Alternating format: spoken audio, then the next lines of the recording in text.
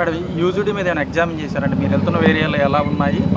కొంత పెండింగ్లో వర్క్ ఉన్నట్టుంది, దాని మీద ఎగ్జామ్? అవునండి, యూజీడీ వర్క్ ఎప్పటి నుంచో కూడా లాస్ట్ గవర్నమెంట్ యొక్క చేతగాంతనం కావచ్చు, అవినీతి అక్రమాలు కావచ్చు, ఏదేమైనా కూడా మ్యాచింగ్ ఫండ్స్ స్టేట్కి అందజేయక ఈరోజు ప్రతి రోడ్డు మీరు గుంటూరు పశ్చిమ మొత్తం యావత్ గుంటూరు కార్పొరేషన్ అండర్ లిమిట్స్లోనే ఎటు చూసినా కూడా యూజీడీ కోసం రోడ్లన్నీ తవ్వేయడం, అవి మళ్ళీ వేయకుండా అలాగే 5 సంవత్సరాలు వదిలేయడం జరిగింది.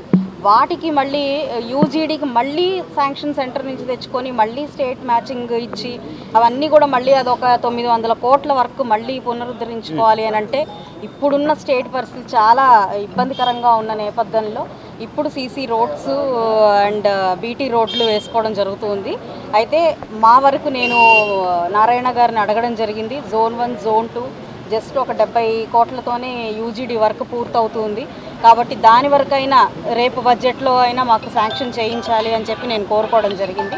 ఆయన దాని మీద దృష్టి పెడతానన్నారు. అదేవిధంగా ఈ యూజీడీ కనుక మనకు అందుబాటులో వస్తే మాత్రం గుంటూరు పశ్చిమకి చాలా మేలు చేసిన వాళ్ళు అవుతారు అని చెప్పి నారాయణ గారిని ఇప్పటికే అడిగి రిక్వెస్ట్ చేయడం జరిగింది. కొద్దిగా మనం ఈ రాష్ట్రం ఊపిరి పీల్చుకున్నాక వీటి మీద దృష్టి పెడతామని చెప్పి ఆయన కూడా చెప్పడం జరిగింది.